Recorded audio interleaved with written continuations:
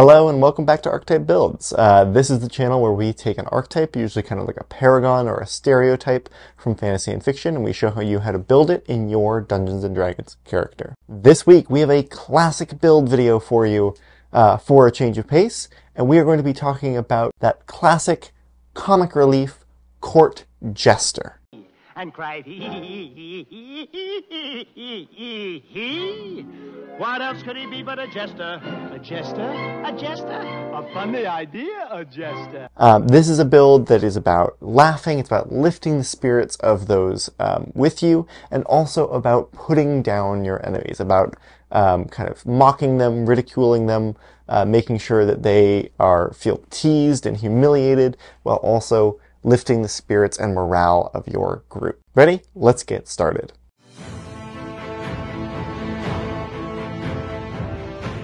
So I think that this archetype is a really good fit for the existing Bard class. The Bard is all about being a support character, being charismatic. It's got built-in mechanics for bolstering allies and also for ridiculing enemies.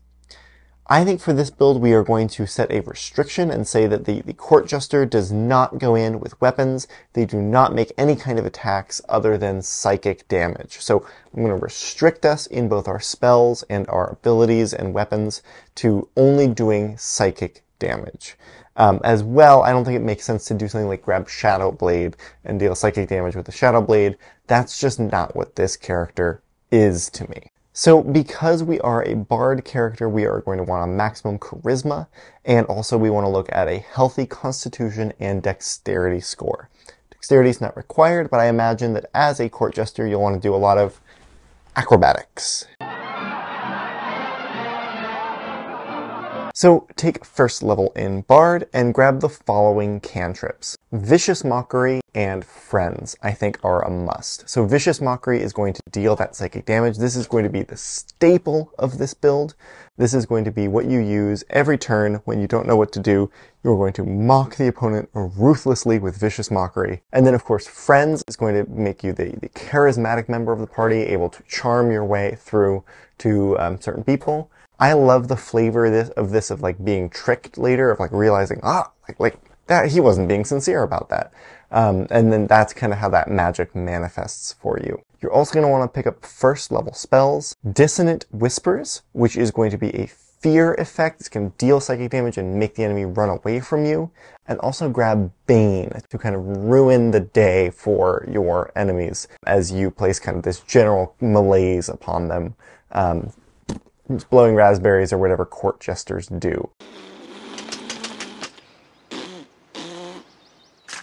Of course, the other first level spell that you're going to really want is Tasha's Hideous Laughter. This is where you can tell a joke that is so funny, your enemy collapses to the ground, laughing uncontrollably until they make their save. Laughter may be the best medicine, but it is sometimes also the greatest curse. I think on this character I would take an expertise in persuasion, and then maybe like performance or acrobatics as well. I'm only taking really persuasion. Obviously performance and acrobatics feels more court jestery. I'm taking persuasion because I feel like that is kind of the role in the party that you're going to end up filling with this character. You're the high charisma character, you've got charm person and friends and stuff like that. You are the negotiator. It might be good to have persuasion on the list. That comes up. But yeah, this is definitely like a performance character. As you go up in level, I would encourage you to get something like a healing word. This is often flavored as like a word of encouragement or like a word to bolster the spirit of an ally. And then I think something like a charm person to double down on that socialite, that negotiator role. So at third level, our Bard is going to take the College of, drumroll please, Eloquence. Indeed, because the mechanics of eloquence work really well for our Bard class, we will ignore the fact that none of the flavor lines up exactly the way that we want it to. So at third level in the College of Eloquence, we're going to get Silver Tongue, which basically allows us to treat any roll on a persuasion or deception check as a 9 if we roll lower than a 9. This means with our proficiencies and our charisma, we are unable to roll below essentially like a 14, and that's going to continue to climb as we go up in level. that means we are an incredibly reliable negotiator for our team. Or deceiver, if you prefer. But of course, the reason I really wanted this subclass was for its unsettling words ability, which is just a great way to be a court jester and to throw these insults out and use that as your kind of like negative ability to take down opponents. And this ability says, you can spin words laced with magic that unsettle a creature and cause it to doubt itself. As a bonus action, you expend one use of your bardic inspiration and choose a creature within 60 feet. The creature must subtract the number rolled on the inspiration die from the next saving throw it makes. And subtracting a bardic inspiration from a saving throw is actually a big, big deal. Saving throws can be some very, very significant rolls, and bardic inspiration gives you the exact, 4 to 5 consistently on a roll that you would need to push a creature underneath a spell save DC. Remember that unlike with contested rolls, that spell save DC is going to frequently be at a relatively fixed high rate in the 14 to 17 range. So your opponent, even if they're adding a little bit to it, on average is going to hit right around that area, and pushing that saving throw down is so, so good. And imagine how much fun you can have mocking people and teasing them. You could sing silly songs, or you could, be Loki and imitate them and kind of do a little bit of satire. Search and rescue. On my way down to coordinate search and rescue. I mean, honestly, how do you keep your food down? And then, boom, they fail their saving throw, and you guys paralyze them or do a ton of damage or whatever you are doing. For spells at this level, I think you're going to equal measure want to bolster your allies. So get something like Enhance Ability for encouragement on their particular skill of your choice. And then maybe something like, I really like the concept of Nalathar's Mischief. This is a very magic spell. This is not something you can flavor as, being particularly good with words. But how can you have a court jester who doesn't have the Mischief spell on their spell list? At 4th level, we're just going to bump our charisma. That's also what we're going to end up doing at 8th level, because the most important stat for this character is our charisma score. You're grabbing spells like Mass Healing Word to spread that encouragement out across everyone, and Feign Death, which allows you to kind of fake your own death. I think this is classic physical comedy of a jester. Jester's chief employment is to kill himself for your enjoyment. I have lots of 3rd level spells I think are great on this character, so as you level up, continue to get things like Antagonize, which is so fun for like poking fun at an enemy, like causing them to come after you.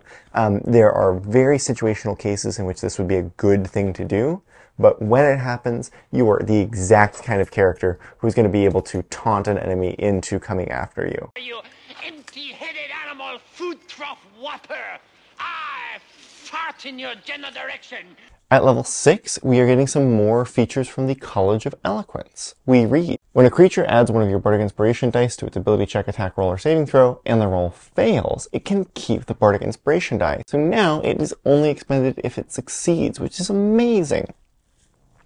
We're also going to get another ability at the same level, Universal Speech, which is just kind of a fun utility feature, but I do think it's kind of appropriate for a jester who's all about like body language and like kind of like miming out what they want to do, kind of doing a little bit of charades, that they would be able to like interact with and understand and communicate to all different peoples. As you get up there in level, 7th level, 8th level, you're going to grab 4th level spells like Confusion, which is going to cause foes' movements to be done at random. They can do all sorts of things. They can stop still. They can move in a random direction. This is just you kind of creating chaos on this battlefield, really messing with the enemies the way that you've been doing the whole time. And then I think to add to that, Compulsion is really good as well. These two spells definitely fill a similar niche. I feel a little bad putting them on the same spell list, but they are so flavorful for the court jester that I think I'm going to recommend it. Compulsion is going to be a little bit more like controlling specifically what a person does. Confusion is just kind of messing them up, right? So you decide which of those is more appropriate in a given circumstance. And then as you make it to 9th and 10th levels, you are of course going to get 5th level spells. I love the spell Mislead.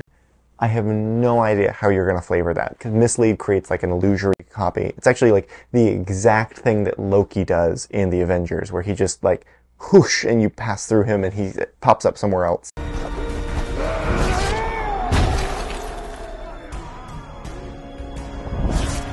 So that's Mislead. I recommend it. And then there's Gaius, which is going to implant a suggestion in someone's mind. It's one of the most powerful like, mind control spells. Maybe this can be the effect of your like supreme charismatic influence or something to that effect. I think this character is such a good negotiator support hybrid. You've got your bardic inspiration, you're using your spells to debuff the enemy and pull up your allies, as well as providing a little bit of healing, because after all, laughter is the best medicine, as well as being a supreme negotiator with the ability to not only perform great persuasion checks, but also to manipulate people that you're talking to with things like Charm Person, with things like Gaius, which is things like Compulsion. So you're actually able to force your success with some of these spell slots if you need it in the negotiator role. So let me know what you think of the build in the comments. Thank you guys so much for checking out the video, and I will be back again in 2 weeks with another video. But I'm proud to recall that in no time at all, with no other recourses but my own resources, with firm application and determination, I made a fool of myself.